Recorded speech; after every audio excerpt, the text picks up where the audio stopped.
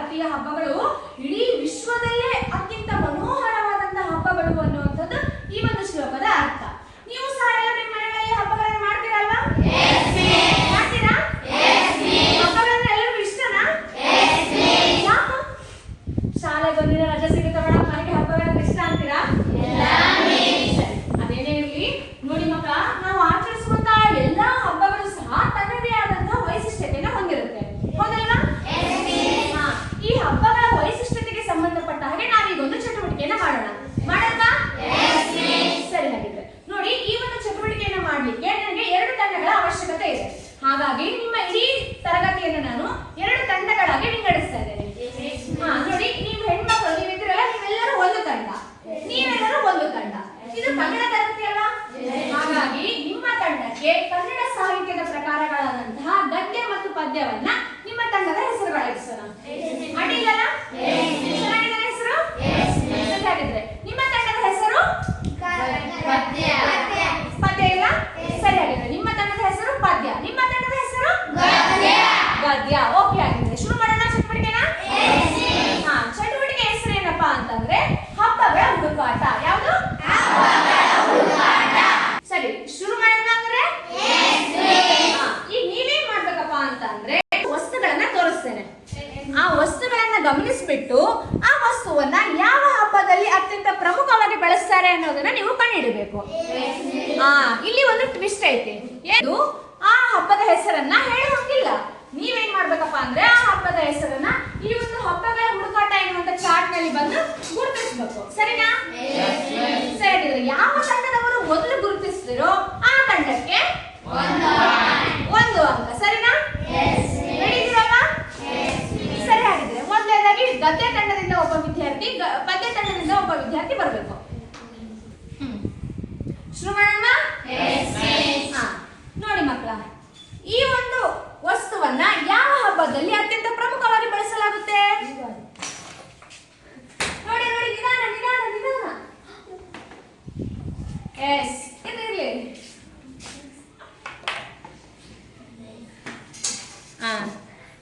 ಅಲ್ಲಿ ಕ್ಯಾಪ್ಟರ್ ನೋಡಿ, ನಿಮಗೆ ತೋರಿಸಿರ್ತಕ್ಕಂತಹ 2ನೇ ವಸ್ತು ಏನಿದೆ ಇದರಲ್ಲಿ? ಹೇಳ್ಬೇಕು ಮುಂಚೆ ನೋಡಿ, ಯೋಚನೆ ಮಾಡಿ. Very good. ಏನಿದು? ಈ ಅಂಕ ಯಾವ ತಂಡಕ್ಕೆ ಸಿಗ್ತಾ ಇದೆ? ನಿಮ್ಮ ತಂಡದ ಒಟ್ಟು ಅಂಕ ಎಷ್ಟು? Very good. ನಿಮಗೆ ಕೊಡ್ತಿರ್ತಕ್ಕಂತ 3ನೇ ವಸ್ತು ಏನಿದೆ ಇದರಲ್ಲಿ? ಏನಿದೆ? ಬಣ್ಣವನ್ನು ನಾವು ಯಾವ ಹಬ್ಬದಲ್ಲಿ ಅತ್ಯಂತ ಪ್ರಮುಖವಾಗಿ ಬಳಸ್ತೇವೆ? Very good. ಈ ಒಂದು ಅಂಕ ಯಾವ ತಂಡಕ್ಕೆ ಸಿಗ್ತಾ ಇದೆ? ಪದ್ಯ ತಂಡದವರು ನೀವೇನ್ ಮಾಡ್ತಿದ್ರು? ಪದ್ಯ ತಂಡದವರು ಏನ್ ನೀವು ಆಡ್ತಾ ಇಲ್ಲ ಅಲ್ವಾ? ಇನ್ನು ನೆಕ್ಸ್ಟ್ ಇಂದ 2 ಚಾನ್ಸ್ ಇದೆ, ಆಗ್ತಿರಲ್ವಾ? ನಿಮಗೆ ತೋರಿಸಿರ್ತಕ್ಕಂಥ ಮುಂದಿನ ವಸ್ತು ಏನಿದೆ ಇದರಲ್ಲಿ? ಬನ್ನಿ ಪತ್ರಿ. ಯಾವ ಹಬ್ಬದಲ್ಲಿ ಇದನ್ನ ಅತ್ಯಂತ ಪ್ರಮುಖವಾಗಿ ಬಳಸ್ತಾರೆ?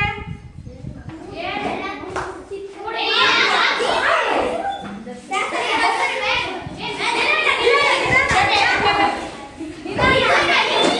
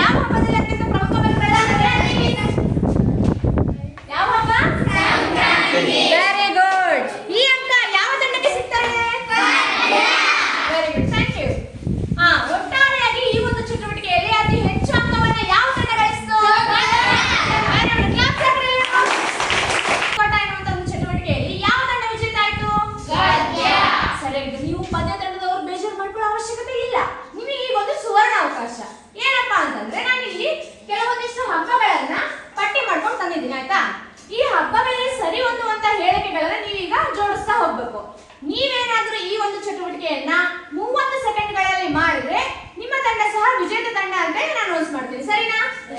ರೆಡಿನಾ? ನೀವು ಪಾಠದಲ್ಲಿದ್ದವರು ರೆಡಿ ಇದ್ರಲ್ವಾ? ಸರಿಯಾಗಿದೆ. ನಿಮ್ಮ ಮೊದಲ ಹಬ್ಬ ಯಾವ್ದಿದೆ ಅದರಲ್ಲಿ? ಯುಗಾದಿಗೆ ಸರಿ ಹೊಂದುವಂತ ಹೇಳಿಕೆ ಯಾವುದು? Very good. ನನ್ನ ಅಂಟ್ರಿಸ್ರಿ. ಸರಿಯಾಗಿದೆ. ನಿಮ್ಮ ಮುಂದಿನ ಹಬ್ಬ ಯಾವ್ದಿದೆ? ದಸರಾ. ದಸರಾಕ್ಕೆ ಸರಿ ಹೊಂದುವಂತ ಹೇಳಿಕೆ ಯಾವುದು? ಯಾವುದು? ನೋಡಿ, ನಿಮ್ಮ ಟೈಮ್ ಶುರುವಾಗಿದೆ. ಆಗಲೇ ಇನ್ನು 20 ಸೆಕೆಂಡ್ ಅಷ್ಟೇ ಇರೋದು. ಬೇಗ ಬೇಗ ಅಂಟಿಸ್ಬೇಕು. ದಸರಾ ಹಬ್ಬವನ್ನು ನಾವು ನಾಡ ಹಬ್ಬ ಅಂತೇಳಿ ಕರಿತೀವಲ್ವಾ? ಸರಿಯಾಗಿದೆ. ನಿಮ್ಮ ಮುಂದಿನ ಹಬ್ಬ ದೀಪಾವಳಿ. ಬೆಳಕಿನ ಹಬ್ಬ. Very good. ಬೇಗ ಬೇಗ ಅಂಟಿಸ್ಬೇಕು. ಇನ್ನು 10 ಸೆಕೆಂಡ್ ಅಷ್ಟೇ ಇರೋದು ಕಾಲಾವಕಾಶ. ನಾಲ್ಕನೇ ಹಬ್ಬ ಯಾವುದು? ರಂಗು ರಂಗಿನ ಹಬ್ಬ. Very good. ಬಂದು ಅಂಟಿಸ್ರಿ. ಎಸ್. ಕೊನೆಯ ಹಬ್ಬ ಸಂಕ್ರಾಂತಿ ಹಬ್ಬವನ್ನು ಯಾವ ಹಬ್ಬ ಅಂತ ಕರಿತೀವಿ? ಸುಗ್ಗಿ ಹಬ್ಬ. ಸುಗ್ಗಿ ಹಬ್ಬ. Yes, very good. ಯಾಕೆ ಈ ಒಂದು ಪದ್ಯದನ್ನ ಈ ಚಟುವಟಿಕೆನ ಮಾಡಿ ಮುಗಿಸ್ತಲ್ವಾ? ಹಾಗಾಗಿ ನಿಮಗೂ ಸಹ ಅಭಿನಂದನೆಗಳು. ನೀವು ಸಹ ಈ ಒಂದು ಚಟುವಟಿಕೆಯಲ್ಲಿ ವಿಜೇತರಾಗಿದ್ದೀರಾ.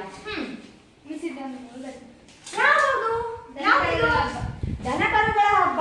ಎಸ್, ಇಡೋದು ಪ್ಲೀಸ್. ನಾನು ಇದ್ರ ಬಗ್ಗೆ ಹೇಳ್ತೀನಿ. ನೋಡ್ರಿ, ಈಗ ನೀವೆಲ್ಲರೂ ಅಂಟಿಸಿದ್ರಿ. ಆದ್ರೆ ಲಾಸ್ಟ್ ಒಂದು ಕಾರ್ಡ್ ಉಳಿದಿದೆ. ಏನಿದು? ದನಗಳ ಹಬ್ಬ.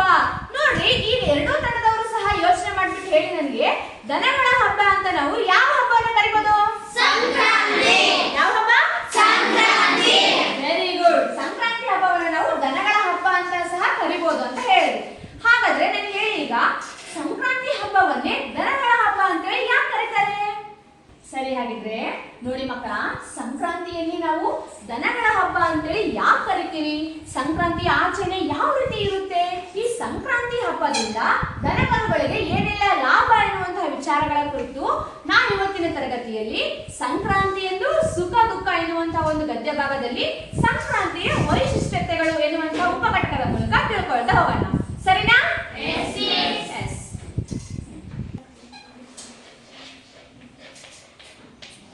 ಉಪಘಟಕ ಯಾವುದು ಮಕ್ಕಳ? ಸಂಕ್ರಾಂತಿ ಎಂದು ಸುಖ ದುಃಖ. ಉಪಘಟಕ ಯಾವುದು?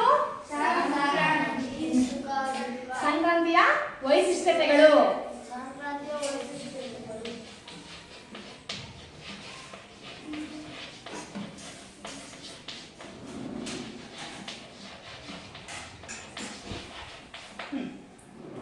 ಸರಿಯಾಗಿದೆ. ಈಗ ನೇರವಾಗಿ ನಾವು ಗದ್ಯ ಭಾಗವನ್ನು ನೋಡೋದಕ್ಕಿಂತ ಮುಂಚಿತವಾಗಿ ಒಂದು ಚಟುವಟಿಕೆಯನ್ನ ಮಾಡೋಣ. ಮಾಡ್ತೀರಲ್ವಾ? ಸರಿಯಾಗಿದ್ರೆ ನೋಡಿ ಮಕ್ಕಳ, ನಾನಿಲ್ಲಿ ಒಬ್ಬ ವ್ಯಕ್ತಿಯ ಬಗ್ಗೆ ಇರ್ತಕ್ಕಂಥ ಸಂಕ್ಷಿಪ್ತ ಮಾಹಿತಿಯನ್ನ ತಂದಿದ್ದೀನಿ. ನೀವೇನ್ ಮಾಡ್ಬೇಕಪ್ಪ ಅಂತಂದ್ರೆ, ಈ ಒಂದು ಮಾಹಿತಿಯನ್ನ ಓದ್ಕೊಂಡ್ಬಿಟ್ಟು ಇದ್ರ ಕೆಳಗಡೆ ಇರ್ತಕ್ಕಂಥ ಪ್ರಶ್ನೆಗಳಿಗೆ ಉತ್ತರವನ್ನ ಕಂಡುಕೊಳ್ಬೇಕು. ಸರಿನಾ? ಮಾಡ್ತೀರಲ್ವಾ? ಸರಿ, ತಗೊಳ್ಳಿ.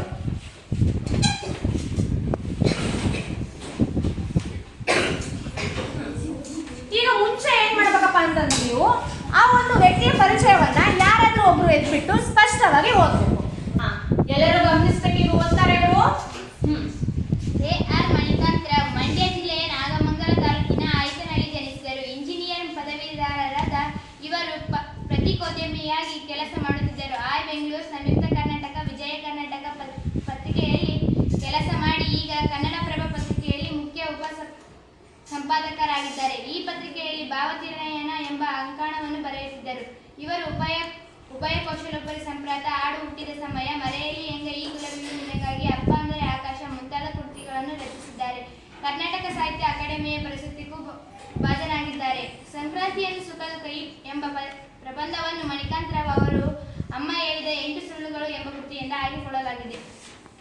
S, very good. ಸರಿಯಾಗಿದೆ. ಈಗ ಮೊದಲನೇ ಪ್ರಶ್ನೆಯನ್ನ ಪದತಂಡದವರು ಕೇಳಬೇಕು. ಮೊದಲ ಪ್ರಶ್ನೆ ಏನಿದೆ? ಪ್ರಸ್ತುತ ಗದ್ಯದಲ್ಲಿ ಯಾವ ವ್ಯಕ್ತಿಯ ಬಗ್ಗೆ ಮಾಹಿತಿ ನೀಡಲಾಗಿದೆ? ಇದಕ್ಕೆ ಉತ್ತರವನ್ನ ಪದತಂಡದವರು ನೀಡಬೇಕು. Yes, A.R. Manikanth. Yes, very good. ಯಾರ ಬಗ್ಗೆ ಇದೆ? A.R. Manikanth. A.R. Manikanth. ಸರಿಯಾಗಿದ್ರೆ A.R. Manikanth ಅಂತ ಹೇಳಿದ್ರಲ್ವಾ? A.R. ಮಣಿಕಾಂತ್ ಅವರನ್ನು ನೀವು ಎಲ್ಲಾದ್ರೂ ನೋಡಿದ್ದೀರಾ? ಸರಿಯಾಗಿದ್ರೆ ಮಕ್ಕಳ, ಇಲ್ಲಿ ನೋಡಿ, ಈ ಭಾವಚಿತ್ರವನ್ನ ಗಮನಿಸಿ. ಈ ಭಾವಚಿತ್ರದಲ್ಲಿರ್ತಕ್ಕಂಥ ವ್ಯಕ್ತಿ A.R. ಮಣಿಕಾಂತ್. ಯಾರು? A.R. ಮಣಿಕಾಂತ್. ಇವ್ರು ಯಾರಪ್ಪ ಅಂತಂದ್ರೆ ಸಂಕ್ರಾಂತಿ ಎಂದು ಗದ್ಯ ಭಾಗದ ಲೇಖಕರು. ಯಾರು? ಹಾ, ಈಗ ಇವರ ಪರಿಚಯವನ್ನ ನಾವು ಮಾಡ್ಕೊಳ್ತಾ ಹೋಗೋಣ, ಆಯ್ತಾ? ಎರಡನೇ ಪ್ರಶ್ನೆ ಯಾರು ಹೇಳ್ಬೇಕು? ಗದ್ಯ ತಂಡದವರು. ಕೇಳಿ ನೋಡೋಣ. ಅವರು ಯಾವ ಸ್ಥಳದಲ್ಲಿ ಜನಿಸಿದರು? ಎಸ್, ಉತ್ತರ ಏನು? ಮಂಡ್ಯ ಜಿಲ್ಲೆಯ ಆಯತನಹಳ್ಳಿಯಲ್ಲಿ ಜನಿಸಿದರು. Very good. ಎಲ್ಲಿ ಜನಿಸಿದ್ರು? ಮಂಡ್ಯ ಜಿಲ್ಲೆಯ ಆಯತನಹಳ್ಳಿಯಲ್ಲಿ ಜನಿಸಿದರು. ಹಾ, ಎಸ್. ಹಾಗಾದ್ರೆ ನಿಮ್ಮ ಮುಂದಿನ ಪ್ರಶ್ನೆ, ಮೂರನೇ ಪ್ರಶ್ನೆ ಏನಿದೆ? ಎ.ಆರ್. ಮಣಿಕಾಂತ್ ಅವರ ವಿದ್ಯಾಭ್ಯಾಸ ಮತ್ತು ಸಂಸ್ಕೃತ ಯಾವ ಪತ್ರಿಕೆಯಲ್ಲಿ ಕೆಲಸ ಮಾಡುತ್ತಿದ್ದರು? ಹಾ, ಯಾವ ಪತ್ರಿಕೆಯಲ್ಲಿ ಕೆಲಸ ಮಾಡ್ತಿದ್ದಾರೆ? ನೀವು ಗದ್ಯ ತಂಡದವರು ಉತ್ತರ ನೀಡಬೇಕು. ಕನ್ನಡಪ್ರಭ. ಎಸ್, ಯಾವ ಪತ್ರಿಕೆಯಲ್ಲಿ? ಕನ್ನಡಪ್ರಭ ಎನ್ನುವಂತ ಪತ್ರಿಕೆಯಲ್ಲಿ ಕೆಲಸವನ್ನ ಮಾಡ್ತಾ ಇದ್ದಾರೆ. ಹಾ, ಹಾಗಾದ್ರೆ ನಿಮ್ಮ ಮುಂದಿನ ಪ್ರಶ್ನೆ ಯಾವ ತಂಡದವರು ಕೇಳಬೇಕು? ಹಾ, ಕೇಳಿ ನೋಡೋಣ. ಎ.ಆರ್. ಮಣಿಕಾಂತ್ ಅವರು ರಚಿಸಿದ ಕೃತಿಗಳು ಯಾವ್ಯಾವು? ಎ.ಆರ್. ಮಣಿಕಾಂತ್ ಅವರು ರಚಿಸಿರ್ತಕ್ಕಂಥ ಕೃತಿಗಳು ಯಾವ್ಯಾವು? ಉಭಯ ಸಂಪದಕರಾದ ಸಂಪ್ರದಾಯ, ಆಡು ಹುಟ್ಟಿದ ಸಮಯ, ಮರೆಯಲ್ಲಿ ಎಂಗ ಈ ಗುಲಾಬಿಯು ನಿನಗಾಗಿ, ಅಪ್ಪ ಎಂದರೆ ಆಕಾಶ. Very good. ನೋಡಿ, ಇಷ್ಟೆಲ್ಲಾ ಕೃತಿಗಳನ್ನ ಇವರು ರಚಿಸಿಬಿಟ್ಟು ಕನ್ನಡ ಸಾಹಿತ್ಯಕ್ಕೆ ಅಪಾರವಾದಂತಹ ಕೊಡುಗೆಯನ್ನ ಕೊಟ್ಟಿದ್ದಾರೆ. ಸರಿಯಾಗಿದ್ರೆ ಮುಂದಿನ ಪ್ರಶ್ನೆ ಏನಿದೆ? ಎ.ಆರ್. ಮಣಿಕಾಂತ್ ಅವರಿಗೆ ಲಭಿಸಿದ ಪ್ರಶಸ್ತಿ ಯಾವುದು? ಕರ್ನಾಟಕ ಸಾಹಿತ್ಯ ಅಕಾಡೆಮಿಯ ಪ್ರಶಸ್ತಿಗೂ ಯಾವ ಪ್ರಶಸ್ತಿ? ಕರ್ನಾಟಕ ಸಾಹಿತ್ಯ ಅಕಾಡೆಮಿ ಪ್ರಶಸ್ತಿ.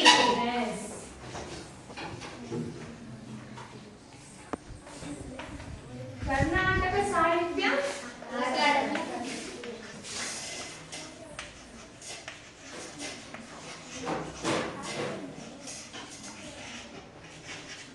ನೋಡಿ ಮಕ್ಕಳ, ಕನ್ನಡ ಸಾಹಿತ್ಯದಲ್ಲಿ ಅಪಾರವಾದಂತಹ ಕೊಡುಗೆಯನ್ನು ಕೊಟ್ಟಿರ್ತಕ್ಕಂಥವರಿಗೆ ಕರ್ನಾಟಕ ಸರ್ಕಾರ ಏನ್ ಮಾಡುತ್ತಪ್ಪ ಅಂತಂದ್ರೆ ಕರ್ನಾಟಕ ಸಾಹಿತ್ಯ ಅಕಾಡೆಮಿ ಪ್ರಶಸ್ತಿಯನ್ನು ನೀಡಿ ಗೌರವಿಸುತ್ತೆ.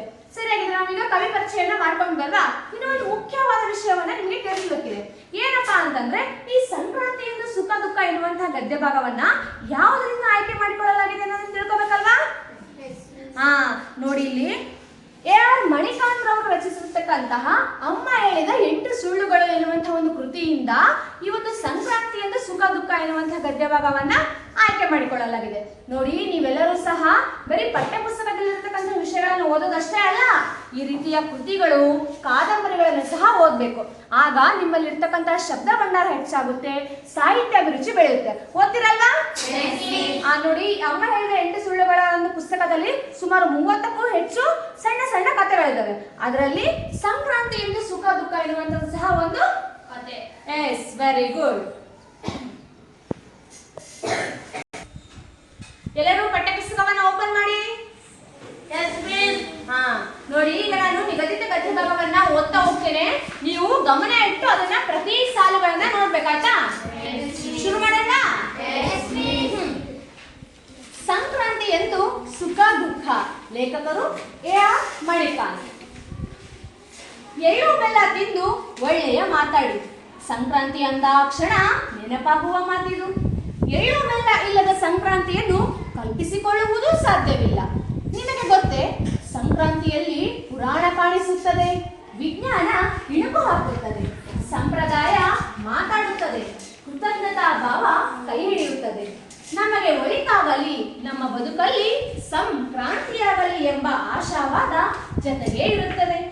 ಯುಗಾದಿ, ದೀಪಾವಳಿ, ಮೊಹರಂ, ಈದ್ ಮಿಲಾದ್, ಕ್ರಿಸ್ಮಸ್, ಗೌರಿ ಗಣೇಶ, ಮಹಾಲಯ ಅಮಾವಾಸ್ಯೆ ಮುಂತಾದವೆಲ್ಲ ಜನಗಳ ಹಬ್ಬ. ಆದರೆ ಸಂಕ್ರಾಂತಿಯ ಸೊಗಸೇ ಬೇರೆ. ಇದು ದನಗಳ ಹಬ್ಬ. ಉಳಿದೆಲ್ಲ ಹಬ್ಬಗಳಲ್ಲೂ ತಾನು ಹೊಸ ಬಟ್ಟೆ ಧರಿಸಿ ಮೆರೆಯುವ ಮನುಷ್ಯ ಸಂಕ್ರಾಂತಿಯಲ್ಲಿ ಜಾನುವಾರುಗಳ ಅಲಂಕಾರಕ್ಕೆ ನಿಲ್ಲುತ್ತಾನೆ. ವರ್ಷವಿಡೀ ದುಡಿಮೆಯಲ್ಲಿ ತೊಡಗಿದ್ದ ದನಕರುಗಳಿಗೆ ಪೂಜೆ ಮಾಡ್ತಾನೆ. ಸಂಕ್ರಾಂತಿಯ ವೇಳೆಗೆ ಇಡೀ ವರ್ಷದ ದುಡಿಮೆ ರೈತಾಪಿ ಜನರ ಕೈಗೆ ಬಂದಿರುತ್ತದಲ್ಲ, ಹಾಗೆ ದುಡಿದಿದ್ದಕ್ಕೆ ದನಕರುಗಳಿಗೆ ಥ್ಯಾಂಕ್ಸ್, ವಂದನೆ ಹೇಳಲಿಕ್ಕೆ ಅವುಗಳನ್ನ ಸಿಂಗರಿಸಿ ಮೆರವಣಿಗೆ ಮಾಡಿ ಕಿಚ್ಚು ಹಾಯಿಸಿ ರೈತ ಖುಷಿ ಪಡುತ್ತಾನೆ. ಕಿಚ್ಚು ಹಾಯಿಸುವುದು ಎಂದರೆ ದನಕರುಗಳನ್ನ ಬೆಂಕಿಯಲ್ಲಿ ಜಿಗಿಸುವುದು. ಈ ಆಚರಣೆಯ ಗುಟ್ಟು ಗೊತ್ತೇ? ಸಂಕ್ರಾಂತಿ ಬರುವುದು ಗಡಗಡ ಚಳಿಯ ಸಂದರ್ಭದಲ್ಲಿ. ಆ ವೇಳೆಗೆ ಕೃಷಿ ಕೆಲಸವೂ ಅಷ್ಟಾಗಿ ಇರುವುದಿಲ್ಲವಲ್ಲ. ದನಕರುಗಳಿಗೆ ಸ್ವಲ್ಪ ವಿಶ್ರಾಂತಿ ಸಿಕ್ಕಿರುತ್ತೆ. ಅವುಗಳ ಮೈಯಲ್ಲಿ ಜಿಗಣೆಯಂತ ಕ್ರಿಮಿಗಳು ಅದು ಹೇಗೋ ಸೇರಿರುತ್ತವೆ. ಗುಟ್ಟಾಗಿ ಅಡಗಿ ಕೂತು ಕಾಟ ಕೊಡುತ್ತಿರುತ್ತವೆ. ಇವುಗಳನ್ನ ತೊಲಗಿಸುವ ನೆಪದಲ್ಲೇ ಕಿಚ್ಚು ಹಾಯಿಸಲಾಗುತ್ತದೆ. ಬೆಂಕಿಯ ತಾಪ ಚೂರೇ ಚೂರು ತಾಗಿದರೆ ಸಾಕು, ಜಿಗಣೆಗಳು ತೊಪ್ಪನೆ ಬೆಂಕಿಗೆ ಬೀಳುತ್ತವೆ. ಮರುಕ್ಷಣದಿಂದಲೇ ಜಾನುವಾರುಗಳ ಬದುಕು ನೆಮ್ಮದಿಯ ಹಾಡಾಗುತ್ತದೆ. ನೋಡಿ ಮಕ್ಕಳೆಲ್ಲರೂ ಗಮನಿಸಿದ್ರಲ್ವಾ? ನಿಮ್ಮೆಲ್ಲರಿಗೂ ಈ ಪಾಠದಲ್ಲಿ ಏನಿದೆ ಎಂಬುದು ಗೊತ್ತಾಯ್ತಲ್ಲ? ಸರಿ, ಹಾಗಿದ್ರೆ ಇದು ನಿಮ್ಮ ಸರದಿ. ನೀವು ಸಹ ಎಲ್ಲರೂ ಸಹ ಈ ನಿಗದಿತ ಗದ್ಯ ಭಾಗವನ್ನ ಓದ್ಬೇಕು. ಓದ್ತೀರಲ್ಲ? ಯಾವ ರೀತಿ ಓದ್ಬೇಕಪ್ಪ ಅಂತಂದ್ರೆ ಸ್ಪಷ್ಟವಾಗಿ ಧ್ವನಿಯ ಏರಿಳಿತದೊಂದಿಗೆ ಲೇಖನ ಚಿಹ್ನೆಗಳನ್ನು ಗಮನಿಸುತ್ತಾ ಓದ್ಬೇಕು. ಓದ್ತೀರಲ್ಲ? ಸರಿ, ಮೊದಲದಾಗಿ ಯಾರು ಓದ್ತೀರಾ? ನಿಮಿಷ. ಸರಿ, ಓದ್ತಿರಲ್ವಾ? ನೀವೆಲ್ಲರೂ ಪಠ್ಯ ಪುಸ್ತಕವನ್ನ ಗಮನಿಸ್ಬೇಕು. ಇವ್ರು ಓದೋದನ್ನ ನೋಡ್ಬೇಕು. ಆಯ್ತಾ? ಓದಿ. ಗದ್ಯಭಾಗ 8 ಸಂಕ್ರಾಂತಿ ಎಂದು ಸುಖ ದುಃಖ. A.R. ಮಣಿಕಾಂತ್. ಎಳ್ಳು ಬೆಲ್ಲ ತಿಂದು ಒಳ್ಳೆಯ ಮಾತಾಡಿ. ಸಂಕ್ರಾಂತಿ ಅಂದ ಕ್ಷಣ ನೆನಪಾಗುವ ಮಾತಿದು. ಎಳ್ಳು ಬೆಲ್ಲ ಇಲ್ಲದ ಸಂಕ್ರಾಂತಿಯನ್ನು ಕಲ್ಪಿಸಿಕೊಳ್ಳುವುದು ಸಾಧ್ಯವಿಲ್ಲ. ನಿಮಗೆ ಗೊತ್ತೇ, ಸಂಕ್ರಾಂತಿಯಲ್ಲಿ ಪುರಾಣ ಕಾಣಿಸುತ್ತದೆ, ವಿಜ್ಞಾನ ಇಣುಕ ಹಾಕುತ್ತದೆ, ಸಂಪ್ರದಾಯ ಮಾತಾಡುತ್ತದೆ, ಕೃತಜ್ಞತಾ ಭಾವ ಕೈ ಹಿಡಿಯುತ್ತದೆ. ನಮಗೆ ಒಳಿತಾಗಲಿ, ನಮ್ಮ ಬದುಕಲ್ಲಿ ಸಂಕ್ರಾಂತಿಯಾಗಲಿ ಎಂಬ ಆಶಾವಾದ ಜೊತೆಗೆ ಇರುತ್ತದೆ. Very good, very good, very good. Class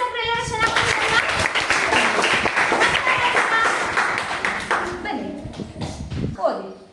Ugadi, Deepavali, Muharram, Eid Milad, Christmas, Gauri Ganesha, Mahalaya, ಅಮಾವಾಸ್ಯೆ ಮುಂತಾದವೆಲ್ಲ ಜನಗಳ ಹಬ್ಬ.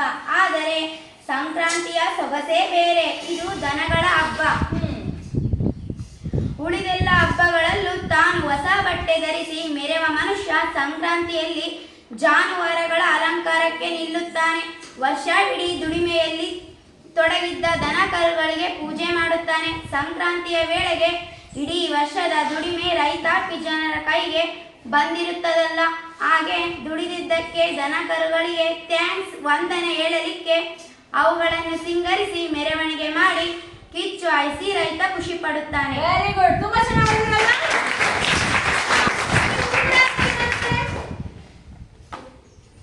ಎಸ್, ಬನ್ನಿ.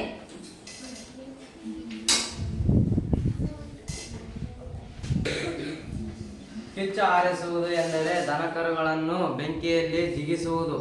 ಈ ಆಚರಣೆಯ ಹುಟ್ಟುಗೊತ್ತೆ ಸಂಕ್ರಾಂತಿ ಬರುವುದು ಗಡಗಡ ಚಳಿಯ ಸಂದರ್ಭದಲ್ಲಿ.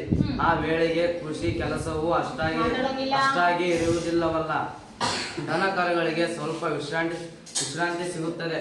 ಅವುಗಳ ಮೈಯಲ್ಲಿ ಜಿಗಣೆಯಂತ ಕ್ರಿಮಿಗಳು ಅದು ಹೇಗೋ ಸೇರಿರುತ್ತವೆ. ಗುಟ್ಟಾಗಿ ಅಡಗಿ ಕೂತು ಕಾಟ ಕೊಡುತ್ತಿರುತ್ತವೆ. ಇವುಗಳನ್ನು ತೊಲಗಿಸುವ ನೆಪದಲ್ಲಿ ಕಿಚ್ಚು ಹಾಯಿಸಲಾಗುತ್ತದೆ. ಬೆಂಕಿಯ ತಾಪ ಚೂರೇ ಚೂರು ತಾಗಿದರೂ ಸಾಕು, ಜಿಗಣಿಗಳು ತೊಪ್ಪನೆ ಬೆಂಕಿಗೆ ಬೀಳುತ್ತವೆ. ಮರುಕ್ಷಣದಿಂದಲೇ ಜಾನುವಾರುಗಳ ಬದುಕು ನೆಮ್ಮದಿಯ ಹಾಡಾಗುತ್ತದೆ. Very good.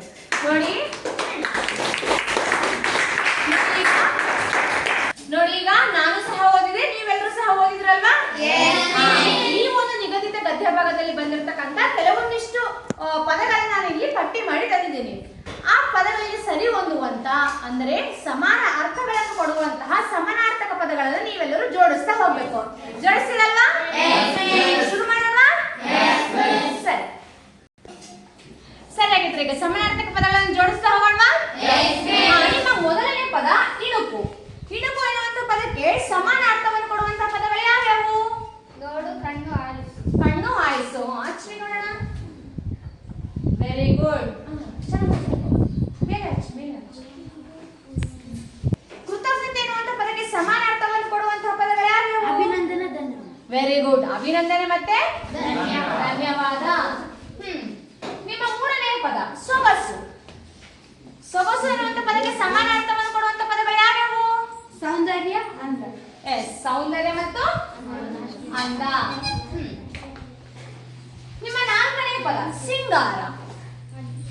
ಸಿಂಗಾರ ಪದಕ್ಕೆ ಸಮಾನಾರ್ಥವನ್ನು ಕೊಡುವಂತ ಪದಗಳು ಯಾವ್ಯಾವು? ಅಲಂಕಾರ, ವೆರಿ ಗುಡ್. ಅಲಂಕಾರ ಮತ್ತು ಶೃಂಗಾರ. ಹಚ್ರಿ. ನಿಮ್ಮ 5ನೇ ಪದ ಕಿಚ್ಚು. ಕಿಚ್ಚು ಅನ್ನುವಂತ ಪದಕ್ಕೆ ಸಮಾನಾರ್ಥವನ್ನು ಕೊಡುವಂತ ಪದಗಳು ಯಾವ್ಯಾವು? ಹೇಳ್ಬೇಕು. ಬೆಂಕಿ, ಅಗ್ನಿ, ಜ್ವಾಲೆ. ಅಂಟರ್ಸ್ರಿ. ನೋಡ್ರಿ, ನೀವೆಲ್ಲರೂ ಗಮನಿಸ್ತಿದ್ರಲ್ವಾ? ಸರಿ ಇದೆನಾ? ಓಕೆ. ಅಡಗಿ ಅನ್ನುವಂತ ಪದಕ್ಕೆ ಸಮಾನಾರ್ಥವನ್ನು ಕೊಡುವಂತ ಪದಗಳು ಯಾವ್ಯಾವು? ಮರೆಯಾಗಿ ಗುಪ್ತವಾಗಿ. ಮರೆಯಾಗಿ ಗುಪ್ತವಾಗಿ ಅನ್ನುವಂಥದ್ದು ಅಡಗಿ ಪದಕ್ಕೆ ಸರಿ ಹೊಂದುವಂತ ಸಮಾನಾರ್ಥಕ ಪದಗಳು. ಹೌದಲ್ವಾ? ನೋಡ್ರಿ, ಎಲ್ಲರೂ ಸರಿಯಾಗಿದ್ದಾವೆ ಎಲ್ಲವೂ? ನೀವೆಲ್ಲರೂ ಸಮಾನಾರ್ಥಕ ಪದಗಳ ಜ್ಞಾನವನ್ನು ಪಡ್ಕೊಂಡ್ರ ಹಾಗಂದ್ರೆ? ಮಕ್ಕಳ, ಈಗ ನಾನು ಸಹ ಓದಿದೆ, ನೀವೆಲ್ಲರೂ ಸಹ ಓದಿದ್ರಲ್ವಾ? ನಿಗದಿತ ಗದ್ಯಗಳು ನಿಮ್ಗೆ ಅರ್ಥ ಆಗಿದೆ ಅಲ್ವಾ? ಸರಿಯಾಗಿದೆ. ಈಗ ನಾನು ನಿಮ್ಗೆ ಕೆಲವೊಂದಿಷ್ಟು ಪ್ರಶ್ನೆಗಳನ್ನ ಕೇಳ್ತೇನೆ. ಆ ಪ್ರಶ್ನೆಗಳಿಗೆ ಉತ್ತರಗಳನ್ನ ನೀವು ಕಂಡುಕೊಳ್ತಾ ಹೋಗ್ಬೇಕು. ಅದಕ್ಕೂ ಮುಂಚೆ ನಾನು ನಿಮ್ಗೆ ಪ್ರಶ್ನೆಗಳನ್ನ ತೋರಿಸ್ತೇನೆ ಇಲ್ಲಿ. ಆ ಪ್ರಶ್ನೆಗಳನ್ನ ಓದ್ಬಿಟ್ಟು ಅದಕ್ಕೆ ಉತ್ತರವನ್ನು ಕಂಡುಕೊಳ್ಳುವಂತಹ ನಿಟ್ಟಿನಲ್ಲಿ ನೀವು ಪಠ್ಯ ಪುಸ್ತಕವನ್ನ ಮೌನವಾಗಿ ಓದ್ಕೋಬೇಕು. ಆಯ್ತಾ? ನಿಮ್ಮ ಮೊದಲನೇ ಪ್ರಶ್ನೆ ಏನಿದೆ ಇಲ್ಲಿ? ಸಂಕ್ರಾಂತಿಯಲ್ಲಿ ರೈತ ಹೇಗೆ ಖುಷಿ ಪಡುತ್ತಾನೆ? ಯಾರಾದ್ರೂ ಒಬ್ರು ಎದ್ದು ನಿಂತು ಅಂತ ನಾನು ಹೇಳಿದ್ದೀನಲ್ವಾ? ಹೇಳಿ, ಮೊದಲನೇ ಪ್ರಶ್ನೆ ಏನಿದೆ? ಸಂಕ್ರಾಂತಿಯಲ್ಲಿ ರೈತ ಹೇಗೆ ಖುಷಿ ಪಡುತ್ತಾನೆ? ಸಂಕ್ರಾಂತಿಯಲ್ಲಿ ರೈತ ಹೇಗೆ ಖುಷಿ ಪಡುತ್ತಾನೆ ಅನ್ನುವಂಥದ್ದು ನಿಮ್ಮ ಮೊದಲ ಪ್ರಶ್ನೆ. ಎರಡನೇ ಪ್ರಶ್ನೆ ಏನಿದೆ? ಕಿಚ್ಚು ಆಯಿಸುವುದರ ಹಿಂದಿನ ಉದ್ದೇಶವೇನು? ಕಿಚ್ಚು ಹಾಯಿಸುವುದರ ಹಿಂದಿನ ಉದ್ದೇಶ ಏನು ಎನ್ನುವಂಥದ್ದು ನಿಮ್ಮ ಎರಡನೆಯ ಪ್ರಶ್ನೆ. ನೋಡಿ ಮಕ್ಕಳ, ಈ ಎರಡೂ ಪ್ರಶ್ನೆಗಳಿಗೆ ಉತ್ತರವನ್ನು ಕಂಡುಕೊಳ್ಳುವಂತಹ ನಿಟ್ಟಿನಲ್ಲಿ ನೀವು ಪಠ್ಯ ಪುಸ್ತಕವನ್ನ ಮೌನವಾಗಿ ಓದ್ಕೋಬೇಕು. ಓದ್ತೀರಲ್ವಾ? ಓದಿ ನೋಡೋಣ. ಜಲ್ದಿ ಬೇಗ ಬೇಗ. ಎಲ್ಲರೂ ಮೌನವಾಗಿ ಓದ್ಕೊಂಡ್ರೆ ಅಲ್ವಾ? ಈ ಪ್ರಶ್ನೆಗಳಿಗೆ ಉತ್ತರವನ್ನು ಕಂಡುಕೊಂಡ್ರ? ಸರಿ. ನೋಡಿ, ನಿಮ್ಮ ಮೊದಲನೇ ಪ್ರಶ್ನೆ, ಸಂಕ್ರಾಂತಿಯಲ್ಲಿ ರೈತ ಹೇಗೆ ಖುಷಿ ಪಡುತ್ತಾನೆ? ಹೇಳಿಪ್ಪ. ರೈತ ದನಕರುಗಳನ್ನು ಸಿಂಗರಿಸಿ ಮೆರವಣಿಗೆ ಮಾಡಿ ಕಿಚ್ಚು ಹಾಕಿ ರೈತ ಖುಷಿ ಪಡುತ್ತಾನೆ. Very good. ಏನ್ ಮಾಡ್ತಾನೆ? ಸಿಂಗರಿಸಿ ಮೆರವಣಿಗೆ ಮಾಡಿ ಕಿಚ್ಚು ಹಾಯಿಸುವುದರ ಮೂಲಕ ರೈತ ಖುಷಿ ಪಡ್ತಾನೆ. Very good. ಸಿಡೌ. ನಿಮ್ಮ ಎರಡನೇ ಪ್ರಶ್ನೆ, ಕಿಚ್ಚು ಹಾಯಿಸುವುದರ ಹಿಂದಿನ ಉದ್ದೇಶ ಏನು? ಯಾರು ಹೇಳ್ತೀರಾ ಉತ್ತರನ? ಹೇಳಿ. ದನಕರುಗಳ ಮೈಯಲ್ಲಿ ಜಿಗಣೆಗಳು ಇರುತ್ತವೆ, ಅವನ್ನು ತೊಲಗಿಸಬೇಕೆಂದು ಕಿಚ್ಚು ಹಾಯಿಸುತ್ತಾನೆ. Very good. ದನಕರುಗಳ ಮೈಯಲ್ಲಿ ಜಿಗಣೆ ಅಂತ ಕ್ರಿಮಿಕೀಟಗಳು ಇರ್ತಾವಲ್ಲ, ಅವುಗಳನ್ನು ತೊಲಗಿಸಬೇಕೆನ್ನುವಂತಹ ಉದ್ದೇಶದಿಂದ ರೈತ ಏನ್ ಮಾಡ್ತಾನೆ? ಕಿಚ್ಚು ಹಾಯಿಸ್ತಾನೆ. ಸರಿ. ನೋಡ್ರಿ ಮಕ್ಕಳ, ಈಗ ನಿಗದಿತ ಗದ್ಯ ಭಾಗದಲ್ಲಿ ಇರ್ತಕ್ಕಂತಹ ವಿಷಯದ ಬಗ್ಗೆ ನಾನು ಒಂದಿಷ್ಟು ಸಂಪೂರ್ಣವಾಗಿ ಮಾಹಿತಿಯನ್ನ ತಿಳ್ಕೊಳ್ತಾ ಹೋಗೋಣ. ಸರಿನಾ? ಸರಿ. ಸರಿ. ಹಾಗಿದ್ರೆ ಈಗ ನೀವು ಹೇಳಿ, ಸಂಕ್ರಾಂತಿ ಅಂದ ತಕ್ಷಣ ಯಾವ ಮಾತು ನೆನಪಾಗುತ್ತೆ? ಹೇಳಿ. ಎಳ್ಳು ಬೆಲ್ಲ ತಿಂದು ಒಳ್ಳೆ ಮಾತಾಡಿ. Very good. ಏನೇನು ತಿನ್ಬೇಕಂತ ಹೇಳ್ತಾರೆ?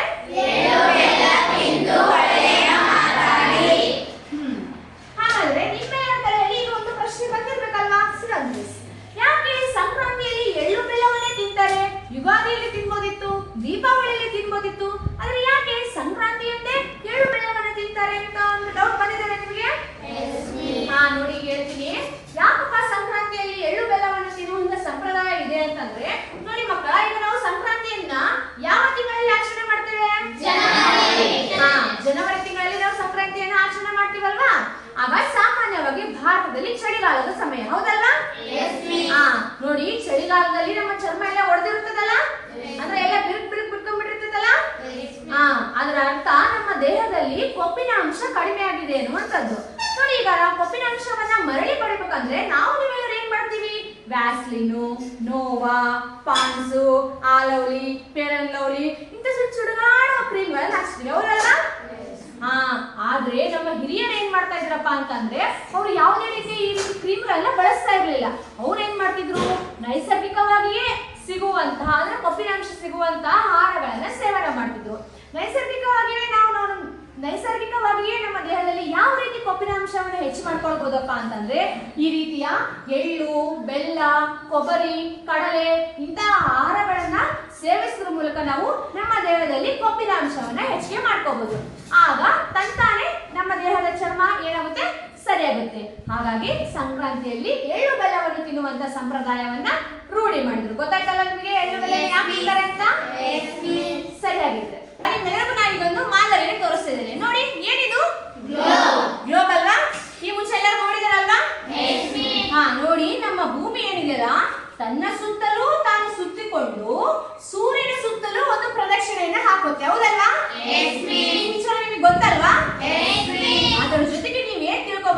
ಅಂತಂದ್ರೆ ಭೂಮಿ 23.5 ಡಿಗ್ರಿಯಷ್ಟು ವಾಲಿದೆ. ಎಷ್ಟು ಡಿಗ್ರಿ? 23. ನೋಡಿ ಈ ಮಾದರಿಯನ್ನು ನೀವು ಗಮನಿಸಬಹುದು. ಇದೇನಾದ್ರೂ ನೇರವಾಗಿದೆನಾ? ಸ್ವಲ್ಪ ವಾಲಿದೆ ಅಲ್ಲ? ಭೂಮಿ ತನ್ನ ಸುತ್ತಲೂ ತಾನು ಸುತ್ತಿಕೊಂಡು ಸೂರ್ಯನ ಸುತ್ತಲೂ ಸುತ್ತುವ ಮೂಲಕ ಭೂಮಿ 23.5 ಡಿಗ್ರಿಯಷ್ಟು ವಾಲಿದೆ ಎನ್ನುವಂತ ವಿಚಾರವನ್ನ ತಿಳಿಸ್ಲಿಕ್ಕೆ ನಾನು ಈ ಒಂದು ಮಾದರಿಯನ್ನು ನಿಮಗೆ ತೋರಿಸಿದೆ. ಆಯ್ತಾ? ಹಾಗಂದ್ರೆ ಈಗ ನಾವು ಈ ಹಿಂದೆ ಸಂಕ್ರಾಂತಿಯ ಸಂಪ್ರದಾಯ ಅಂದ್ರೆ ಎಳ್ಳು ಬೆಲ್ಲವನ್ನ ಹಂಚಿ ತಿನ್ನುವಂತ ಸಂಪ್ರದಾಯದ ಕುರಿತು ತಿಳ್ಕೊಂಡ್ವಿ. ಈ ಒಂದು ಸಂಕ್ರಾಂತಿ ಎನ್ನುವಂಥದ್ದು ಕೇವಲ ಒಂದು ಧಾರ್ಮಿಕ ಹಬ್ಬ ಅಲ್ಲ, ಇದಕ್ಕೆ ತನ್ನದೇ ಆದಂತಹ ವೈಜ್ಞಾನಿಕ ಹಿನ್ನೆಲೆ ಸಹ ಇದೆ. ಅದು ಏನನ್ನೋದನ್ನ ನಿಮಗೆ ಈಗ ತಿಳಿಸ್ತಾ ಹೋಗ್ತೇನೆ. ನೋಡಿ, ಈಗ ಸೂರ್ಯನ ಕಿರಣಗಳು ಇಲ್ಲಿ ಫಾರ್ ಎಕ್ಸಾಂಪಲ್ ಇಲ್ಲಿ ಸೂರ್ಯ ಇದೇನಪ್ಪ ಅಂತಂದ್ರೆ ಸೂರ್ಯನ ಕಿರಣಗಳು ನೇರವಾಗಿ ಭೂಮಿ ಮೇಲೆ ಬೀಳುತ್ತೆ, ಹೌದಲ್ಲ? ವರ್ಷದ ಕೆಲವೊಂದಿಷ್ಟು ಕಾಲ ಸೂರ್ಯನ ಕಿರಣಗಳು ಹೆಚ್ಚಾಗಿ ದಕ್ಷಿಣ ಗೋಳಾರ್ಧದ ಮೇಲೆ ಬೀಳುತ್ತವೆ. ಇನ್ನು ಕೆಲವೊಂದಿಷ್ಟು ಸಮಯಗಳ ಕಾಲ ಸೂರ್ಯನ ಕಿರಣಗಳು ಹೆಚ್ಚಾಗಿ ಉತ್ತರ ಗೋಳಾರ್ಧದ ಮೇಲೆ ಬೀಳ್ತಾ ಹೋಗ್ತವೆ. ನೋಡಿ, ಈ ಸೂರ್ಯನ ಕಿರಣಗಳು ದಕ್ಷಿಣ ಗೋಳಾರ್ಧದಿಂದ ಉತ್ತರ ಗೋಳಾರ್ಧದ ಕಡೆಗೆ ಚಲಿಸುವಂತಹ ಅಂದ್ರೆ ಸೂರ್ಯನು ತನ್ನ ಪಥವನ್ನು ಬದಲಾಯಿಸುವಂತಹ ದಿನಕ್ಕೆ ನಾವು ಮಕರ ಸಂಕ್ರಾಂತಿ ಅಂತೇಳಿ ಕರಿತೇವೆ. ಅರ್ಥ ಆಯ್ತಾ ನಿಮ್ಗೆ? ನಿಮಗೆ ಅನಿಸ್ಬೋದು ಸೂರ್ಯ ಹುಟ್ಟೋದು ಪೂರ್ವಕ್ಕ ಮುಳುಗೋದು ಪಶ್ಚಿಮಕ್ಕ, ಯಾಕೆ ಮೇಡಮ್ ಅವರು ಉತ್ತರ ಮತ್ತು ದಕ್ಷಿಣ ಅಂತ ಹೇಳಕತ್ತಾರ? ಏನ್ ಮೇಡಮ್ ಅವರೇ ಕನ್ಫ್ಯೂಸ್ ಆಗ್ಯಾರೋ ಏನ್ ನಮಗೆ ಕನ್ಫ್ಯೂಸ್ ಮಾಡ್ಸಕತ್ತಾರೋ ಅಂತ ಅನಿಸ್ಬೋದು. ನೋಡಿ, ಇದನ್ನ ಗೋಳದ ಮೂಲಕ ಅಷ್ಟೇ ಅಲ್ಲ, ನಿಮಗೆ ಒಂದು ವಿಡಿಯೋ ತುಣುಕನ್ನು ತೋರಿಸೋದ್ರ ಮೂಲಕ ವಿವರಿಸ್ತೇನೆ, ಸರಿನಾ? ಎಲ್ಲರೂ ಈ ಒಂದು ವಿಡಿಯೋ ತುಣುಕನ್ನ ಗಮನಿಸಿ ಮಕ್ಕಳ. ನೋಡಿ, ಸೂರ್ಯನ ಕಿರಣಗಳು ದಕ್ಷಿಣ ಗೋಳಾರ್ಧದಿಂದ ಸಮಭಾಜಕ ವೃತ್ತದ ಮೇಲೆ ಬಂತು. ಈಗ ಅದೇ ರೀತಿಯಾಗಿ ಕಾಲ ಕಳೆದಂತೆ ಸಮಭಾಜಕ ವೃತ್ತದಿಂದ ಸೂರ್ಯನ ಕಿರಣಗಳು ಉತ್ತರ ಗೋಳಾರ್ಧದ ಕಡೆಗೆ ಚಲಿಸ್ತಾ ಇದ್ದಾವೆ, ಹೌದಲ್ವಾ? ಎಲ್ಲರೂ ವಿಡಿಯೋದನ್ನ ನೋಡ್ತಾ ಇದ್ದೀರಲ್ವಾ? ನೋಡಿ, ಈ ರೀತಿಯಾಗಿ ಸೂರ್ಯ ತನ್ನ ಪಥವನ್ನು ಬದಲಾಯಿಸುವಂತಹ ಸಂದರ್ಭದಲ್ಲಿ ದಕ್ಷಿಣ ಗೋಳಾರ್ಧದಿಂದ ಉತ್ತರ ಗೋಳಾರ್ಧದ ಕಡೆಗೆ ಚಲಿಸುವಂತಹ ದಿನವನ್ನು ನಾವು ಯಾವ ಹಬ್ಬ ಅಂತ ಆಚರಣೆ ಮಾಡ್ತೀವಿ? ವೆರಿ ಗುಡ್, ಸಂಕ್ರಾಂತಿ ಹಬ್ಬ ಅಂತೇಳಿ ಆಚರಣೆ ಮಾಡ್ತೀವಿ. ಇದಿಷ್ಟು ಸಹ ಸಂಕ್ರಾಂತಿಯ ಬಗ್ಗೆ ಇರುವಂತಹ ವೈಜ್ಞಾನಿಕ ಹಿನ್ನೆಲೆ. ಈಗ ನೋಡಿ, ಮತ್ತೊಂದು ಚಟುವಟಿಕೆನ ಮಾಡೋಣ. ಚಟುವಟಿಕೆ ಏನಪ್ಪಾ ಅಂತಂದ್ರೆ ನಾನು ನಿಮಗೆ ಇಲ್ಲಿ ಕೆಲವೊಂದಿಷ್ಟು ಹಬ್ಬಗಳ ಚಿತ್ರಗಳನ್ನ ಕೊಡ್ತೇನೆ, ಆಯ್ತಾ? ಈ ಚಿತ್ರಗಳನ್ನ ಗಮನಿಸಿ ಅದು ಯಾವ ಹಬ್ಬ ಎನ್ನುವಂಥದ್ದನ್ನು ಗುರುತಿಸಿ ಅದು ರಾಷ್ಟ್ರೀಯ ಹಬ್ಬವೋ ಅಥವಾ ಧಾರ್ಮಿಕ ಹಬ್ಬವೋ ಎನ್ನುವಂಥದ್ದನ್ನ ವಿಂಗಡಣೆ ಮಾಡಬೇಕು. ಮಾಡ್ತೀರಲ್ಲ? ನಿಮಗೆ ಕೊಟ್ಟಿರ್ತಕ್ಕಂಥ ಎಲ್ಲ ಹಬ್ಬಗಳ ಚಿತ್ರಗಳನ್ನ ನೋಡಿದ್ರಲ್ವಾ? ಯಾವ್ಯಾವ ಹಬ್ಬ ಅಂತ ಗೊತ್ತಾಯ್ತಲ್ವಾ? ವಿಂಗಡಣೆ ಮಾಡೋಣ. ಮೊದಲನೇದಾಗಿ ನೀವು ಯಾವ ಹಬ್ಬ ಅದು? ಧಾರ್ಮಿಕ ಹಬ್ಬ. ಯಾವ ಹಬ್ಬ ಅದು? ಮೊಹರಂ. Very good. ಮೊಹರಂ ಹಬ್ಬ ಒಂದು ಧಾರ್ಮಿಕ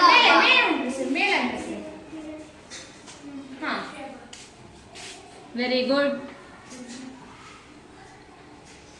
ಸರಿ, ಬನ್ನಿ. ನಿಮಗೆ ಬಂದಿರತಕ್ಕಂತ ಹಬ್ಬ ಯಾವುದು? ಸ್ವಾಮಿ ವಿವೇಕಾನಂದ ಜಯಂತಿ ರಾಷ್ಟ್ರೀಯ ಹಬ್ಬವೋ ಅಥವಾ ಧಾರ್ಮಿಕ ಹಬ್ಬವೋ? ಬನ್ನಿ ಅಂಟಿಸಿ.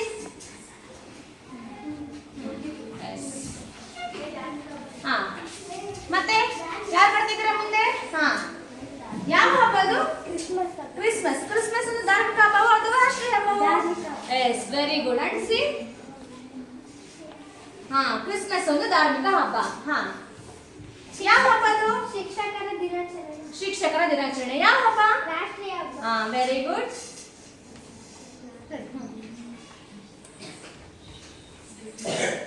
ಮುಂದಿನ ಹಬ್ಬ ಯಾವ್ದಿದೆ? ಗಣರಾಜ್ಯೋತ್ಸವ. ಗಣರಾಜ್ಯೋತ್ಸವ ಯಾವ ಹಬ್ಬ? ರಾಷ್ಟ್ರೀಯ ಹಬ್ಬ. ರಾಷ್ಟ್ರೀಯ ಭಾಗಿಸಿ. ಎಸ್, ಯಾವ ಹಬ್ಬ? ಗಣೇಶ ಚತುರ್ಥಿ. ಗಣೇಶ ಚತುರ್ಥಿ ರಾಷ್ಟ್ರೀಯ ಹಬ್ಬವೋ ಅಥವಾ ಧಾರ್ಮಿಕ ಹಬ್ಬವೋ? ಧಾರ್ಮಿಕ ಹಬ್ಬ. ಅಂಟಿಸಿ. ಗಣೇಶ ಚತುರ್ಥಿ ಒಂದು ಧಾರ್ಮಿಕ ಹಬ್ಬ. ಮತ್ತೆ ಗಾಂಧಿ ಜಯಂತಿ. ಗಾಂಧಿ ಜಯಂತಿ ರಾಷ್ಟ್ರೀಯ ಹಬ್ಬ ಧಾರ್ಮಿಕ ಹಬ್ಬವೋ? ಎಸ್, ಅಂಟಿಸಿ. ಗಲಾಟೆ ಮಾಡೋಂಗಿಲ್ಲ, ನೀವೆಲ್ಲರೂ ಗಮನಿಸ್ಬೇಕಿಲ್ಲ. ನೀವು ಏನಾದ್ರು ತಪ್ಪಾಗಿ ಅಂಟಿಸಿದ್ರೆ ಹೇಳ್ಬೇಕು ನೀವು, ಆಯ್ತಾ? ಯಾವ ಹಬ್ಬ ಅದು? ನೋಡಿ, ಯೋಚನೆ ಮಾಡಿ. ಸಂಕ್ರಾಂತಿನ ಇಲ್ಲಿ ಏನ್ ಮಾಡ್ತಿದ್ದಾರೆ ನೋಡಿ. ಮತ್ತೆ ದೀಪಾವಳಿ ರಾಷ್ಟ್ರೀಯ ಹಬ್ಬವೋ ಅಥವಾ ಧಾರ್ಮಿಕ ಹಬ್ಬವೋ? ಅಂಟಿಸಿ.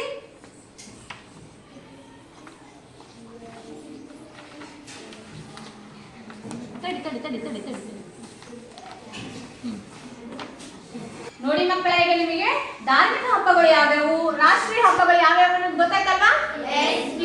ನೋಡಿ, ಈ ರಾಷ್ಟ್ರೀಯ ಹಬ್ಬಗಳನ್ನ ನಾವು ಯಾಕೆ ಆಚರಣೆ ಆಚರಣೆ ಮಾಡ್ತೀವಪ್ಪ ಅಂತಂದ್ರೆ ರಾಷ್ಟ್ರದಲ್ಲಿರ್ತಕ್ಕಂತಹ ಎಲ್ಲಾ ಜನರು ಸಹ ಒಂದೇ ಎನ್ನುವಂತಹ ಭಾವನೆ ಹಾಗೂ ರಾಷ್ಟ್ರೀಯ ಪ್ರೇಮವನ್ನು ಬೆಳೆಸುವಂತಹ ನಿಟ್ಟಿನಲ್ಲಿ ನಾವು ರಾಷ್ಟ್ರೀಯ ಹಬ್ಬಗಳನ್ನ ಆಚರಣೆ ಮಾಡ್ತೇವೆ. ಅದೇ ರೀತಿಯಾಗಿ ಧಾರ್ಮಿಕ ಹಬ್ಬಗಳು ಯಾಕೆ ಆಚರಣೆ ಮಾಡ್ತೇವಪ್ಪ ಅಂತಂದ್ರೆ ನಮ್ಮ ಸಮಾಜದಲ್ಲಿ ಇರ್ತಕ್ಕಂತಹ ರೂಢಿ ಸಂಪ್ರದಾಯಗಳು, ಆಚಾರ ವಿಚಾರಗಳು, ನಡೆ ನುಡಿಗಳು ಎಲ್ಲವೂ ಸಹ ಒಂದು ಪೀಳಿಗೆಯಿಂದ ಮತ್ತೊಂದು ಪೀಳಿಗೆ ರವಾನೆ ಆಗ್ಬೇಕು, ಈ ಒಂದು ಸಂಪ್ರದಾಯ ಇದೇ ರೀತಿಯಾಗಿ ಬೆಳ್ಕೊಂಡು ಹೋಗ್ಬೇಕು ಎನ್ನುವಂತಹ ನಿಟ್ಟಿನಲ್ಲಿ ನಾವು ಧಾರ್ಮಿಕ ಹಬ್ಬಗಳನ್ನ ಆಚರಣೆ ಮಾಡ್ತೀವಿ. ಹೀಗೆ ನೀವು ರಾಷ್ಟ್ರೀಯ ಹಬ್ಬಗಳು ಮತ್ತು ಧಾರ್ಮಿಕ ಹಬ್ಬಗಳಂತೇಳಿ ವಿಂಗಡಿಸಿದ್ರಲ್ವಾ, ಈ ಹಬ್ಬಗಳೆಲ್ಲವೂ ಸಹ ಜನಗಳ ಹಬ್ಬ. ಹಾಗಾದ್ರೆ ಈಗ ನೀವ್ ಹೇಳಿ, ಯಾವ ಹಬ್ಬವನ್ನ ನಾವು ದನಗಳ ಹಬ್ಬ ಅಂತ ಕರಿತೇವೆ? Very good. ಯಾವ ಹಬ್ಬ? ಸಂಕ್ರಾಂತಿ ಹಬ್ಬ. ನೋಡಿ, ಈ ಸಂಕ್ರಾಂತಿ ಹಬ್ಬವನ್ನು ನಾವು ದನಗಳ ಹಬ್ಬ ಅಂತ ಕರಿತೀವಿ. ನೋಡಿ, ಇಷ್ಟೇ ಹಬ್ಬಗಳಲ್ಲ, ಈ ಯುಗಾದಿ, ದೀಪಾವಳಿ, ದಸರಾ, ಮೊಹರಂ, ಈದ್ ಮಿಲಾದ್, ಮಹಾಲಯ ಅಮಾವಾಸ್ಯೆ ಮುಂತಾದವೆಲ್ಲ ಜನಗಳ ಹಬ್ಬ. ಆದರೆ ಸಂಕ್ರಾಂತಿಯ ಸೊಗಸೇ ಬೇರೆ. ಇದನ್ನ ನಾವೇನಂತ ಕರಿತೇವೆ? ದನಗಳ ಹಬ್ಬ ಅಂತ ಕರಿತೇವೆ. ನೋಡಿ, ಈ ಮಿಕ್ಕೆಲ್ಲ ಹಬ್ಬಗಳಲ್ಲೂ ನಾವು ಹೊಸ ಬಟ್ಟೆಯನ್ನು ಧರಿಸ್ತೀವಿ, ನಮಗೆ ಬೇಕಾದಂತ ವಿಧ ವಿಧವಾದಂತಹ ತಿಂಡಿ ತಿನಿಸುಗಳನ್ನ ಮಾಡ್ಕೊಂಡು ತಿಂತೀವಿ. ಅಷ್ಟೇ ಅಲ್ಲ, ಸೆಲ್ಫಿ ತಕೊಂತೀವಿ, ವಾಟ್ಸಪ್ ಸ್ಟೇಟಸ್ ಹಾಕ್ತಿವಿ, ಹೌದಲ್ಲ, ಇನ್ಸ್ಟಾಗ್ರಾಮ್ ಸ್ಟೋರಿ ಹಾಕ್ತಿವಿ, ಇಷ್ಟೆಲ್ಲ ಮಾಡ್ತೀವಿ. ಆದ್ರೆ ಸಂಕ್ರಾಂತಿ ಹಬ್ಬವನ್ನ ನಾವು ದನಗಳ ಹಬ್ಬ ಅಂತ ಕರಿತೇವೆ ಅಂತ ನೀವು ಹೇಳಿದ್ರಿ. ಆದ್ರೆ ಯಾಕೆ ಸಂಕ್ರಾಂತಿಯನ್ನು ದನಗಳ ಹಬ್ಬ ಅಂತ ಕರೀತಾರೆ ಅನ್ನೋದನ್ನ ತಿಳ್ಕೊಬೇಕಲ್ವಾ ನಾವು? ಅದನ್ನ ತಿಳ್ಕೊಳ್ಳೋದಕ್ಕಿಂತ ಮುಂಚಿತವಾಗಿ ನಾವು ಮತ್ತೊಂದು ಚಟುವಟಿಕೆನ ಮಾಡೋಣ. ಮಾಡ್ತೀರಲ್ವಾ? ರೆಡಿನಾ? ಜೋಶ ಇಲ್ಲ? ಓಕೆ, ಸರಿಯಾಗಿದೆ. ಎಲ್ಲರೂ ಚಟುವಟಿಕೆ ಮಾಡಕ್ಕೆ ಸಿದ್ಧನಾ? ನಿಮ್ಮೆಲ್ಲರಿಗೂ ನ್ಯೂಸ್ ಪೇಪರ್ ಓದೋ ಅಭ್ಯಾಸ ಇದೆನಾ? ಅದರಲ್ಲಿ ಒಂದು ಆಟ ಕೊಟ್ಟಿರ್ತಾರೆ. ಯಾವ ಆಟ? ಪದಬಂಧ ಕೊಟ್ಟಿರ್ತಾರಲ್ವಾ, ಅದೇ ರೀತಿಯಾಗಿ ನಾನು ಸಹ ಒಂದು ಪದಬಂಧವನ್ನ ಮಾಡಿ ತಂದಿದ್ದೇನೆ. ಇದು ಯಾವುದಕ್ಕೆ ಸಂಬಂಧಪಟ್ಟ ಪದಬಂಧಪ್ಪ ಅಂತಂದ್ರೆ ಹಬ್ಬಗಳಿಗೆ ಸಂಬಂಧಿಸಿದಂತ ಪದಬಂಧ. ನೋಡಿ ಈಗ ನೀವೇನ್ ಮಾಡ್ಬೇಕಪ್ಪ ಅಂದ್ರೆ, ನಾನು ಇಲ್ಲಿ ಕೆಲವೊಂದಿಷ್ಟು ಸೂಚನೆಗಳೊಂದಿಗೆ ಪ್ರಶ್ನೆಗಳನ್ನ ಕೇಳ್ತಾ ಹೋಗ್ತೇನೆ. ಆ ಪ್ರಶ್ನೆಗಳಿಗೆ ಉತ್ತರಗಳನ್ನ ಹೇಳಬೇಕು. ಹೇಳೋದಷ್ಟೇ ಅಲ್ಲ, ಈಗ ನಿಮ್ಮ ಸ್ನೇಹಿತೆ ಅದರಲ್ಲಿ ಬರಿತಾ ಹೋಗ್ತಾರೆ. ಸರಿನಾ? ರೆಡಿನಾ? ಶುರು ಮಾಡೋಣ. ಹಾಗಾದ್ರೆ ನಿಮ್ಮ ಮೊದಲನೆಯ ಪ್ರಶ್ನೆ ಮೇಲಿಂದ ಕೆಳಕ್ಕೆ, ಅಂದ್ರೆ ಉತ್ತರಗಳು ಮೇಲಿಂದ ಕೆಳಗಡೆ. Very good. ಅರ್ಥ ಆಯ್ತಲ್ಲ ನಿಮ್ಗೆ? ನಿಮ್ಮ ಮೊದಲನೇ ಪ್ರಶ್ನೆ ಮೇಲಿಂದ ಕೆಳಕ್ಕೆ. ಹೊಸ ವರ್ಷದ ಆರಂಭವನ್ನು ಸೂಚಿಸುವ ಹಬ್ಬ ಯಾವುದು? ಯಾವ ಹಬ್ಬ? ನೋಡಿ, ಸರಿ ಹೊಂದುತ್ತಾ ಯುಗಾದಿ? 3 ಅಕ್ಷರದ ಪದ ಅಲ್ಲಿ ಬರೀರಿ. ಹಂಗಂದ್ರೆ ಯುಗಾದಿ.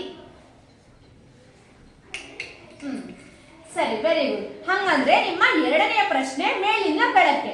ನಾಗದೇವತೆಗಳನ್ನು ಪೂಜಿಸುವ ಹಬ್ಬ ಯಾವ ಹಬ್ಬ? Yes, very good. ನೋಡಿ, ಬರಿಬಹುದಲ್ಲಿ? ಸರಿ ಹೊಂದುತ್ತಾ ಅಲ್ಲಿ? ಎಸ್, ನಾಗರ ಪಂಚಮಿ.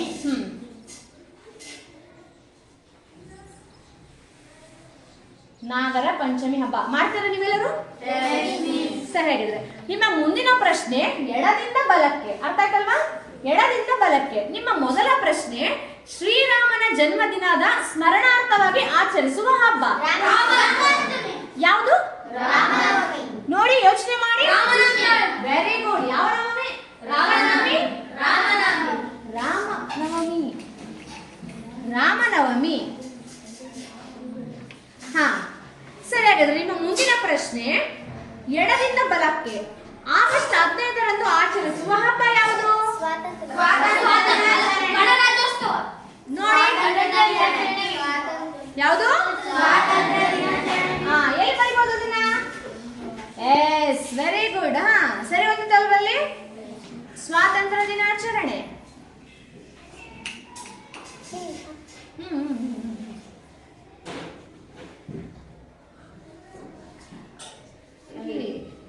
ನೋಡಿ, ಈ ಅನುಸ್ವಾರ ಈ ಕಡೆ ಬರ್ತದೆ. ಪರವಾಗಿಲ್ಲ. ನೋಡಿ, ನೋಡಿ, ತುಂಬೋದಕ್ಕಿಂತ ಮುಂಚೆ ಯೋಚನೆ ಮಾಡಿ ತುಂಬಿ, ಆಯ್ತಾ? ರೈತ ಯಾವ ಹಬ್ಬದಲ್ಲಿ ದನ ಕರುಗಳ ಅಲಂಕಾರಕ್ಕೆ ನೋಡಿ, ಇಲ್ಲಿ ನಾನು ನಿಮಗೆ ಕೊಟ್ಟಿರೋದು 6 ಅಕ್ಷರ. 6 ಅಕ್ಷರಕ್ಕೆ ಸರಿ ಹೊಂದುವಂತೆ ಸಂಕ್ರಾಂತಿ ಹಬ್ಬವನ್ನ ಯಾವ ರೀತಿ ಬರಿಬಹುದು ನೋಡಿ, ಯೋಚನೆ ಮಾಡಿ.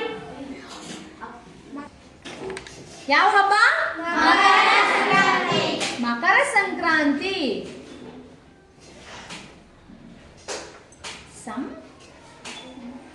ಕ್ರಾಂತಿ ಕ್ರಾಪಕ್ಕೆ ಅನುಸ್ವಾರ ಕೊಡ್ಬೇಕಲ್ವಾ ಸಂಕ್ರಾಂತಿ. Yes very good. ಸರಿ, ಈಗ ಪದಬಂಧದಲ್ಲಿ ಒಂದು ಲಾಸ್ಟ್ನೇ ಕ್ವಶನ್ ಇತ್ತು. ಏನು? ರೈತ ಯಾವ ಹಬ್ಬದಲ್ಲಿ ಜಾನುವಾರುಗಳ ಅಲಂಕಾರಕ್ಕೆ ನಿಲ್ಲುತ್ತಾನೆ ಅಂತೇಳಿ ನೀವ್ ಹೇಳಿದ್ರಿ. ಏನು ಉತ್ತರ? ಮಕರ ಸಂಕ್ರಾಂತಿ. ಮಕರ ಸಂಕ್ರಾಂತಿ ಅಂತ ಹೇಳಿದ್ರಲ್ವಾ? ಯಾವ ಹಬ್ಬ? ಮಕರ ಸಂಕ್ರಾಂತಿ ಅಂತ ಹೇಳಿದ್ರಿ. ನೋಡಿ, ಉಳಿದೆಲ್ಲ ಹಬ್ಬಗಳಲ್ಲೂ ಮನುಷ್ಯ ತಾನು ಹೊಸ ಬಟ್ಟೆ ಧರಿಸಿ ಬೆಳಿತಾನೆ, ಹೌದಲ್ವಾ? ಆದ್ರೆ ಸಂಕ್ರಾಂತಿಯಲ್ಲಿ ಏನ್ ಮಾಡ್ತಾನೆ ರೈತಪ್ಪ ಅಂದ್ರೆ ಜಾನುವಾರುಗಳ ಅಲಂಕಾರಕ್ಕೆ ನಿಲ್ಲುತ್ತಾನೆ. ಯಾವುದ್ರ? ಜಾನುವಾರುಗಳ ಅಲಂಕಾರಕ್ಕೆ ನಿಲ್ಲುತ್ತಾನೆ. ಯಾಕೆ ಜಾನುವಾರುಗಳ ಅಲಂಕಾರಕ್ಕೆ ನಿಲ್ತಾನಪ್ಪ ಅಂತಂದ್ರೆ ನೋಡಿ, ಈಗ ನಮ್ಮ ದೇಶದ ಬೆನ್ನೆಲುಬು ಅಂತ ನಾವು ಯಾರನ್ನ ಕರಿತೇವೆ? ರೈತನನ್ನ ಕರಿತೀವಲ್ವಾ? ಹಾ, ಈ ರೈತನ ಬೆನ್ನೆಲುಬು ಯಾವಪ್ಪ ಅಂದ್ರೆ ಜಾನುವಾರುಗಳು, ಅಂದ್ರೆ ದನಕರುಗಳು, ಹೌದಲ್ವಾ? ನೋಡಿ, ವರ್ಷವಿಡೀ ಹೊಲದಲ್ಲಿ ಉಳುಮೆ ಮಾಡ್ಬೇಕು, ಬೆಳೆನ ಬೆಳಿಬೇಕಂದ್ರೆ ರೈತನಿಗೆ ಸಹಾಯ ಮಾಡತಕ್ಕಂತ ಪ್ರಾಣಿಗಳು ಯಾವ್ಯಾವು? ವೆರಿ ಗುಡ್, ದನಕರುಗಳಲ್ವಾ?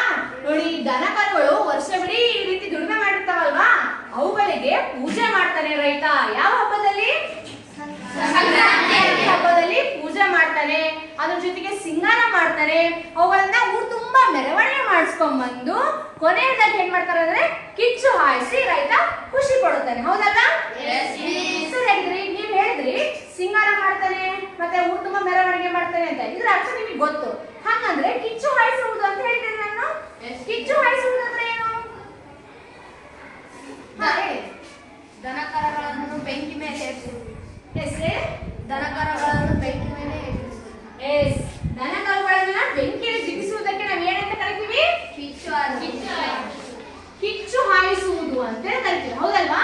ನೋಡಿ, ಈಗ ಕಿಚ್ಚು ಹಾಯಿಸುವುದು ಅಂದ್ರೆ ಏನು ಅಂತ ಗೊತ್ತಾಯ್ತು. ಆದ್ರೆ ಯಾಕೆ ಕಿಚ್ಚು ಹಾಯಿಸಲಾಗುತ್ತೆ ಅಂತ ತಿಳ್ಕೊಬೇಕಲ್ವಾ ನಾವು? ನೀವು ಈಗಾಗಲೇ ಹೇಳಿದ್ರಿ ತರಗತಿಯ ಪ್ರಾರಂಭದಲ್ಲಿ ಸಂಕ್ರಾಂತಿ ಬರುವುದು ಗಡಗಡ ಚಳಿಯ ಸಂದರ್ಭದಲ್ಲಿ, ಅಂದ್ರೆ ಜನವರಿ ತಿಂಗಳಲ್ಲಿ, ಹೌದಲ್ವಾ? ನೋಡಿ, ಸಂಕ್ರಾಂತಿ ಹಬ್ಬವನ್ನು ನಾವು ಇನ್ನೊಂದು ಹೆಸರಿಂದ ಯಾವ ರೀತಿ ಕರಿಬಹುದು? ದನಕರಗಳ ಹಬ್ಬ. ವೆರಿ ಗುಡ್, ದನಕರಗಳ ಹಬ್ಬ ಅಂತ ಕರಿತೇವೆ. ಅದ್ರ ಜೊತೆಗೆ ಇನ್ನೊಂದು ಹೆಸರು ಕೂಡ ಇದೆ. ಏನು? ಮಕರ ಸಂಕ್ರಾಂತಿ. ಹೌದು, ನೋಡಿ, ಇನ್ನು ಯೋಚನೆ ಮಾಡಿ, ಇನ್ನೊಂದು ಹೆಸರಿದೆ, ಎಳ್ಳು ಬೆಲ್ಲ ತಿನ್ನೋ ಹಬ್ಬ. ಓಕೆ, ಇನ್ನೂ ಹೆಸರಿದೆ ನೋಡಿ, ಇನ್ನೊಂದು ಹೆಸರು ಯಾವುದು? ಸುಗ್ಗಿ ಹಬ್ಬ. ವೆರಿ ಗುಡ್, ಯಾವುದು? ಸುಗ್ಗಿ ಹಬ್ಬ. ಸಂಕ್ರಾಂತಿನ ನಾವು ಸುಗ್ಗಿ ಹಬ್ಬ ಅಂತ ಕರಿತೀವಲ್ವಾ? ಯಾಕೆ? ಆ ಒಂದು ವೇಳೆಗೆ ಇಡೀ ವರ್ಷದಲ್ಲಿ ಬೆಳೆದಿರ್ತಕ್ಕಂಥ ಬೆಳೆಗಳೆಲ್ಲ ರೈತನ ಕೈಗೆ ಬಂದು ಸೇರಿರುತ್ತೆ. ಅಂತ ಸಂದರ್ಭದಲ್ಲಿ ಹೊಲ ಗದ್ದೆಗಳಲ್ಲಿ ಅಷ್ಟಾಗಿ ಕೆಲಸ ಇರಂಗಿಲ್ಲ ಅಲ್ವಾ? ಹಾಗಾಗಿ ದನಕರುಗಳಿಗೆ ಸ್ವಲ್ಪ ವಿಶ್ರಾಂತಿ ಸಿಕ್ಕಿರುತ್ತೆ. ಆಗ ಈ ಕ್ರಿಮಿಕೀಟಗಳು, ಅದರಲ್ಲೂ ಮುಖ್ಯವಾಗಿ ಜಿಗಣೆ ಅಂತ ಕ್ರಿಮಿಗಳು ಏನ್ ಮಾಡ್ತಾವಪ್ಪ ಅಂತಂದ್ರೆ ಈ ದನಕರುಗಳ ಮೈಯಲ್ಲಿ ಬಂದು ಸೇರ್ಕೊಂಡ್ಬಿಟ್ಟಿರ್ತವೆ. ಸೇರ್ಕೊಳ್ಳೋದಷ್ಟೇ ಅಲ್ಲ, ಈ ದನಕರುಗಳ ರಕ್ತವನ್ನು ಹೀರಿ ಅವುಗಳಿಗೆ ಕಾಟ ಕೊಡ್ತಿರ್ತವೆ. ಇಂತಹ ಸಂದರ್ಭದಲ್ಲಿ ರೈತ ಏನ್ ಮಾಡ್ತಾರಪ್ಪ ಅಂತಂದ್ರೆ ಅವುಗಳನ್ನ ತೊಲಗಿಸ್ಬೇಕೆನ್ನುವಂತ ಒಂದು ಉದ್ದೇಶದಿಂದ ಕಿಚ್ಚನ್ನ ಹಾಯಿಸ್ತಾರೆ. ನೋಡಿ, ಜಾನುವಾರುಗಳ ಬದುಕು ಯಾವಾಗ ನೆಮ್ಮದಿಯ ಹಾಡಾಗುತ್ತೆ ಅಂತ ಹೇಳಿದ್ದಾರೆ ಲೇಖಕರು? ಕಿಚ್ಚು ಹಾಯಿಸಿದಾಗ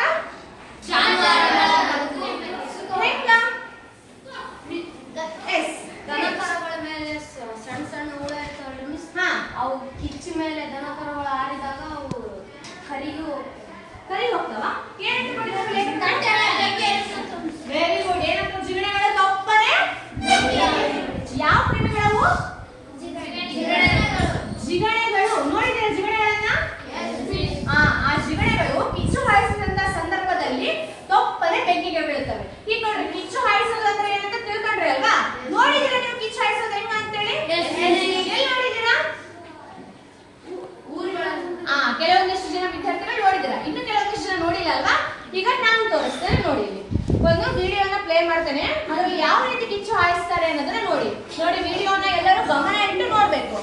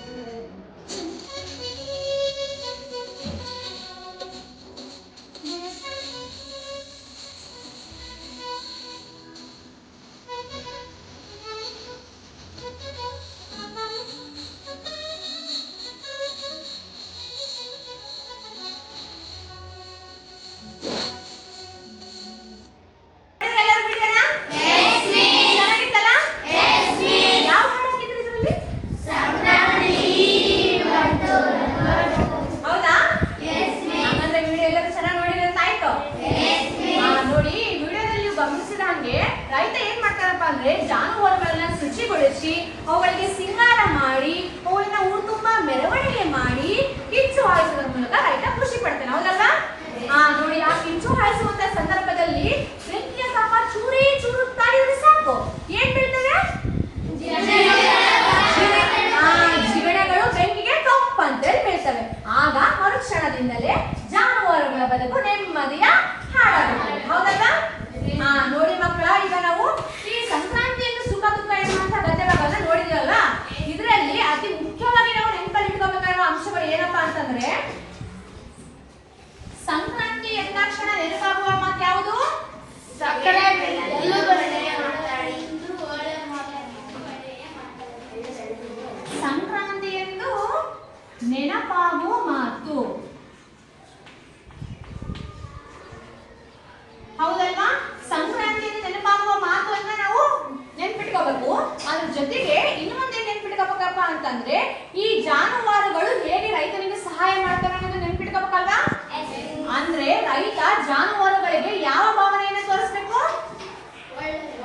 ಅಂದ್ರೆ ಕೃತಜ್ಞತೆ ಇರ್ಬೇಕು, ಹೌದಲ್ವಾ? ರೈತ ಜಾನುವಾರುಗಳಿಗೆ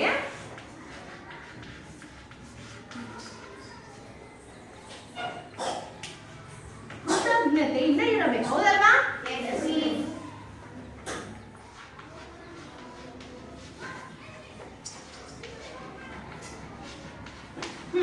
ಈ ಎರಡು ಪ್ರಮುಖ ಅಂಶಗಳನ್ನು ನಾವು ಈ ಒಂದು ನಿಗದಿತ ಗದ್ಯ ಭಾಗದಲ್ಲಿ ನೆನ್ಪಿಟ್ಬೇಕು, ಅಲ್ವಾ? ನೋಡಿ, ಇಲ್ಲಿ ನಾನು 2 ವಾಕ್ಯವನ್ನ ಬರೆದಿದ್ದೇನೆ. ಸಂಕ್ರಾಂತಿ ಎಂದು ನೆನಪಾಗುವ ಮಾತು ಎನ್ನುವಂಥದ್ದು ಒಂದು, ರೈತ ಜಾನುವಾರುಗಳಿಗೆ ಕೃತಜ್ಞತೆಯಿಂದ ಇರುವುದು ಎನ್ನುವಂಥದ್ದು 2ನೇ ವಾಕ್ಯ, ಹೌದಲ್ವಾ? ಇಲ್ಲಿ ನಾನು 2 ಅಡಿಗೆರೆಗಳನ್ನ ಹೇಳಿದ್ದೇನೆ. ಮೊದಲನೇ ಪದ ಏನು? ನೋಡಿ, ಈ ನೆನಪಾಗುವ. 2ನೇ ಪದ ಏನು? ಈ 2 ಅಂಶಗಳಿಗೆ ಸಂಬಂಧಪಟ್ಟ ಹಾಗೆ ನಾವೀಗ ಕೆಲವೊಂದಿಷ್ಟು ವ್ಯಾಕರಣ ಅಂಶಗಳನ್ನು ನೋಡ್ತಾ ಹೋಗೋಣ, ಸರಿನಾ? ಈಗ ಹಾಗಾದ್ರೆ ಮಕ್ಕಳ, ನೆನಪಾಗುವ ಎನ್ನುವಂತ ಒಂದು ಪದವನ್ನು ನಾವು ಯಾವ ರೀತಿ ಬಿಡಿಸಿ ಬರೀಬಹುದು? Very good. ನೆನಪು ಅಧಿಕ್ ಆಗುವ. ನೆನಪು ಅಧಿಕ್ ಆಗುವ, ನೆನಪಾಗುವ. ಸರಿ, ಇಂತಹದೇ ಕೆಲವೊಂದಿಷ್ಟು ಪದಗಳನ್ನ ನಿಮಗೆ ಪರಿಚಯ ಮಾಡಿದ್ದಕ್ಕೆ ನಾನು ಇಲ್ಲಿ ಒಂದು ಸಂಧಿ ವೃತ್ತವನ್ನ ಮಾಡ್ಕೊಂಡ್ ಬಂದಿದ್ದೀನಿ. ನೀವು ಬನ್ನಿ. ಇಲ್ಲಿ ಮೊದಲನೇ ಪದ ಯಾವ್ದಿದೆ? ನೀವೆಲ್ಲರೂ ಗಮನಿಸ್ತಾ ಇದ್ದೀರಲ್ವಾ? ಊರಲ್ಲಿ ಎನ್ನುವಂತ ಒಂದು ಪದವನ್ನ ನಾವು ಯಾವ ರೀತಿ ಬಿಡಿಸಿ ಬರೀಬಹುದು? ಎದ್ದು ನಿಂತು ಉತ್ತರ ಮಾಡ್ಬೇಕಂತ ಹೇಳಿದಿನಲ್ವಾ? ಊರಲ್ಲಿ ಯಾವ ರೀತಿ ಬಿಡಿಸಿ ಬರೀಬಹುದು? ಪ್ಲಸ್ ಅನ್ಬಾರ್ದನ್ನ ಅದಕ್ಕೆ ಅನ್ಬೇಕು. ಏನು? ಊರು ಅದಕ್ಕಲ್ಲಿ ಊರಲ್ಲಿ. ನೀವು ಹೇಳಿರೋ ಉತ್ತರ ಸರಿ ಇದೆನೋ ತಪ್ಪಿದೆ ಅಂತದನ್ನ ಪರಿಶೀಲಿಸುವಂತ ಸಮಯ. ನೋಡಿ, ಇದನ್ನ ಓಪನ್ ಮಾಡಿ, ಅದರಲ್ಲಿ ಉತ್ತರ ಇದೆ. ಇದೇನಾ? ಸರಿ ಇದೆನಾ? ಏನಿದೆ? ಊರಲ್ಲಿ. ಸರಿ, ವೆರಿ ಗುಡ್. ಹಾಗಂದ್ರೆ ಏನಿದೆ ಇದರಲ್ಲಿ? ಉಸಿರಾಟ. ನೋಡಿ, ಇನ್ನೊಂದ್ಸಲ ಗಮನಿಸಿ, ಏನಿದೆ? ಉಸಿರಾಡು, ಹೌದಲ್ವಾ? ಈ ಉಸಿರಾಡು ಎನ್ನುವಂತ ಪದವನ್ನ ಯಾವ ರೀತಿ ಬಿಡಿಸಿ ಬರೀಬಹುದು? ಪ್ಲಸ್ ಅನ್ಬೇಕಾ? ಉಸಿರು ಅಧಿಕ್ ಆಡು. ನೋಡಿ, ಉತ್ತರವನ್ನ ಸರಿ ಇದೆನಾ ನೋಡಿ ಒಂದ್ಸಲ. ಸರಿ ಇದೆನಾ? ಏನಿದೆ? ಉಸಿರು ಅಧಿಕ್ ಆಡು, ಉಸಿರಾಡು. ಸರಿ, ಹಾಗಿದ್ರೆ 3ನೇ ಪದ ಯಾವ್ದಿದೆ? ನೀರಿಲ್ಲ. ನೀರಿಲ್ಲ. ನೀರಿಲ್ಲ ಎನ್ನುವಂತ ಒಂದು ಪದವನ್ನ ಯಾವ ರೀತಿ ಬಿಡಿಸಿ? ನೀರು ಬೇಸಿಲ್ಲ. ನೀರು ಅದಕ್ಕಿಲ್ಲ. ನೀರು ಅದಕ್ಕಿಲ್ಲ, ನೀರಿಲ್ಲ. ನೋಡಿ, ಸರಿ ಇದೆನಾ? ಚೆಕ್ ಮಾಡಿ ಒಂದ್ಸಲ. ಸರಿ ಇದೆನಾ? ಸರಿ ಇದೆನಾ? ನೀರು ಅದಕ್ಕಿಲ್ಲ, ನೀರಿಲ್ಲ. ಸರಿ ಆಗಿದ್ರೆ. ನೋಡಿ ಮಕ್ಕಳ, ಈ ಎಲ್ಲಾ ಪದಗಳನ್ನ ಗಮನಿಸಿದ್ರಲ್ವಾ? ಈ ಎಲ್ಲಾ ಪದಗಳಲ್ಲಿ ಪೂರ್ವ ಪದ ಯಾವುದು? ನೋಡಿ, ಈಗ ನೆನಪು ಅದಕ್ಕೆ ಆಗುವ, ನೆನಪಾಗುವ ಅನ್ನುವಂತ ಪದ ಇದೆ ಅಲ್ವಾ? ಇದರಲ್ಲಿ ಪೂರ್ವ ಪದ ಯಾವುದು? ನೆನಪು. Very good. ಯಾವುದು? ನೆನಪು. ನೆನಪು ಎನ್ನುವಂಥದ್ದು ಪೂರ್ವ ಪದ. ಹಾಗಾದ್ರೆ ಉತ್ತರ ಪದ ಯಾವುದು? ಆಗುವ. ಉತ್ತರ ಪದ. ಸರಿ, ಸದ್ಯ ಪದ ಯಾವುದು? ನೆನಪಾಗುವ. ಹೌದಲ್ಲ? ಸರಿ, ಹಾಗಿದ್ರೆ ಇಲ್ಲಿ ನೀವು ಗಮನಿಸಿ, ಪೂರ್ವ ಪದದ ಕೊನೆಯಲ್ಲಿ ಯಾವ ಸ್ವರ ಇದೆ? ಯಾವುದು? ಹೂ ಸ್ವರ ಇದೆನಾ? ಹಾಗಂದ್ರೆ ಸಂಧಿ ಕಾರ್ಯ ನಡೆದ ನಂತರ ಸಂಧಿ ಪದದಲ್ಲಿ ಈ ಒಂದು ಸ್ವರ ಬಂದಿದೆನಾ?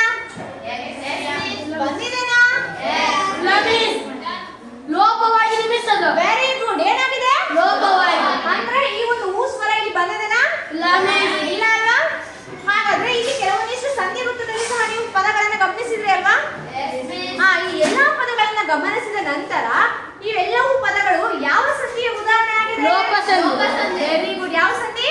ಲೋಪಸಂಧಿ. ಹಂಗಂದ್ರೆ ಲೋಪಸಂಧಿ ನಿಯಮ ಗೊತ್ತಾ ನಿಮ್ಗೆ? Yes please. ಏನ್ ನೋಡೋಣ? ಪೂರ್ವ ಪದವು ಕೊನೆಯದಲ್ಲಿ ಲೋಪವಾದರೆ ಅದನ್ನು ಲೋಪಸಂಧಿ. Very good. ಕ್ಲಾಪ್ಸ್ ಅಂತ ಎಲ್ಲರೂ.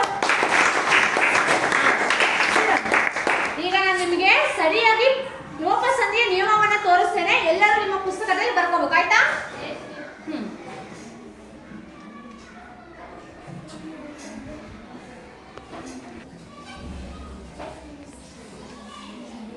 ನೋಡಿ ಮಕ್ಕಳ, ಎಲ್ಲರೂ ಗಮನಿಸಿ. ಇಲ್ಲಿ ಲೋಪಸಂಧಿಯ ನಿಯಮ ಇದೆ. ಎಲ್ಲರೂ ಇದನ್ನು ತಮ್ಮ ಪುಸ್ತಕಗಳಲ್ಲಿ ಬರ್ಕೋಬೇಕಾಯ್ತಾ? ಓದಿ ನೋಡೋಣ, ಸ್ಪಷ್ಟವಾಗಿ ಓದು. ಸ್ವರದ ಮುಂದೆ ಸ್ವರವು ಬಂದು ಸಂಧಿಯಾಗುವಾಗ ಪೂರ್ವ ಪದದ ಕೊನೆಯ ಸ್ವರವು ಲೋಪವಾದರೆ ಅದು ಲೋಪಸಂಧಿ. ಅದು ಲೋಪಸಂಧಿ. ಸಿಡವು. ಲೋಪಸಂಧಿಯ ಉದಾಹರಣೆಗಳನ್ನ ತಿಳ್ಕೊಂಡ್ರಿ, ಲೋಪಸಂಧಿಯ ನಿಯಮವನ್ನು ಸಹ ತಿಳ್ಕೊಂಡ್ರಿ, ಹೌದಲ್ಲ? ಸರಿಯಾಗಿ ನಿಮ್ಮ ಎರಡನೇ ಅಂಶ ಏನಿದೆ ಇದರಲ್ಲಿ? ಯಾವ ಪದ ಇದು? ಕೃತಜ್ಞತೆ. ನೋಡಿ, ಕೃತಜ್ಞತೆ ಅನ್ನುವಂತ ಒಂದು ಪದವನ್ನ ಬಳಸಿಬಿಟ್ಟು ನಾನು ಸ್ವಂತ ವಾಕ್ಯವನ್ನ ರಚಿಸ್ತೇನೆ. ನೀವು ಸಹ ರಚಿಸಬೇಕಾಯ್ತಾ? ನೋಡಿ, ತಂದೆ ತಾಯಿಗಳ ತ್ಯಾಗಕ್ಕೆ ನಾವು ಸದಾ ಕೃತಜ್ಞತೆಯಿಂದ ಇರಬೇಕು ಎನ್ನುವಂಥದ್ದು ಒಂದು ಸ್ವಂತ ವಾಕ್ಯ, ಹೌದಲ್ಲ?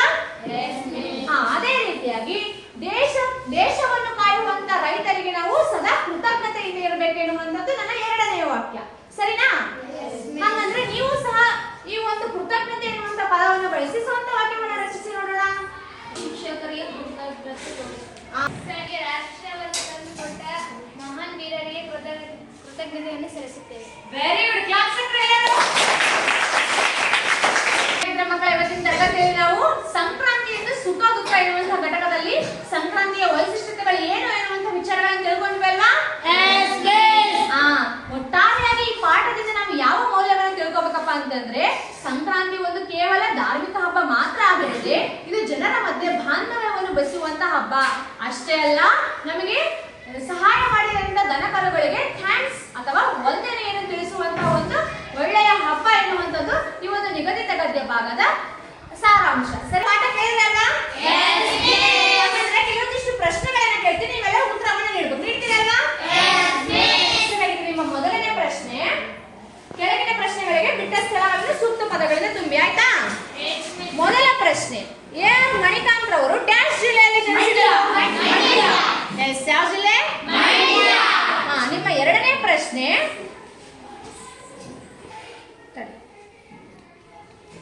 ನಿಮ್ಮ ಎರಡನೆಯ ಪ್ರಶ್ನೆ, ಸಂಕ್ರಾಂತಿಯಲ್ಲಿ ಡ್ಯಾಶ್ ಭಾವ ಕೈ ಹಿಡಿಯುತ್ತದೆ? ಉತ್ತರ ಸರಿ ಇದೆ, ನೋಡೋಣ. Yes, very good. ಕೃತಜ್ಞತಾ ಭಾವ ಕೈ ಹಿಡಿಯುತ್ತದೆ. ನಿಮ್ಮ ಮುಂದಿನ ಪ್ರಶ್ನೆ, ವರ್ಷವಿಡೀ ದುಡಿಮೆಯಲ್ಲಿ ತೊಡಗಿದ್ದ ಡ್ಯಾಶ್ ಗಳಿಗೆ ಪೂಜೆ ಮಾಡಲಾಗುತ್ತದೆ? ಉತ್ತರ ಸರಿ ಇದೆ, ನೋಡೋಣ. Very good. ಜಾನುವಾರುಗಳಿಗೆ ಅಥವಾ ದನಕರುಗಳಿಗೆ ಪೂಜೆಯನ್ನ ಮಾಡಲಾಗುತ್ತೆ. ನಿಮ್ಮ ಮುಂದಿನ ಪ್ರಶ್ನೆ, ಸಂಕ್ರಾಂತಿ ಬರುವುದು ಯಾವ ಸಂದರ್ಭದಲ್ಲಿ? ಉತ್ತರ ನೋಡೋಣ. ಎಸ್, ಗಡಗಡ ಚಳಿಯ ಸಂದರ್ಭದಲ್ಲಿ. ನಿಮ್ಮ ಮುಂದಿನ ಪ್ರಶ್ನೆ, ಬೇರೊಬ್ಬ ಪದವು ಡ್ಯಾಶ್ ಸಂಧಿಯ ಉದಾಹರಣೆಯಾಗಿದೆ? ಲೋಪಸಂಧಿ. ನೋಡೋಣ ಉತ್ತರ. ಎಸ್, ಲೋಪಸಂಧಿಗೆ ಉದಾಹರಣೆಯಾಗಿದೆ. ಹಾಗಾಗಿ ಈಗ ನಿಮಗೆ ಗೃಹ ಕಾರ್ಯವನ್ನು ನೀಡ್ತೇನೆ. ನೀವೆಲ್ಲರೂ ಮನೆಯಲ್ಲಿ ಹೋಮ್ವರ್ಕ್ ಮಾಡ್ಕೊಂಡ್ ಬರ್ಬೇಕು, ಸರಿನಾ? ನಿಮ್ಮ ಗೃಹ ಕಾರ್ಯ ಏನಪ್ಪಾ ಅಂದ್ರೆ, ಕೆಳಗಿನ ಪ್ರಶ್ನೆಗಳಿಗೆ 4-5 ವಾಕ್ಯದಲ್ಲಿ ಉತ್ತರಿಸಿರಿ. ಸಂಕ್ರಾಂತಿ ಹಬ್ಬವು ಜಾನುವಾರುಗಳಿಗೆ ನೆಮ್ಮದಿಯ ಬದುಕನ್ನು ತರುತ್ತದೆ, ಹೇಗೆ? ವಿವರಿಸಿರಿ. ನಿಮ್ಮ ಇನ್ನೊಂದು ಚಟುವಟಿಕೆ ಏನಪ್ಪಾ ಅಂತಂದ್ರೆ, ಭಾರತದಲ್ಲಿ ಆಚರಿಸುವ ಹಬ್ಬಗಳ ವೈಜ್ಞಾನಿಕ ಹಿನ್ನೆಲೆಗಳನ್ನು ಪಟ್ಟಿ ಮಾಡೋದು ನಿಮ್ಮ ಕೆಲಸ. ಎಲ್ಲ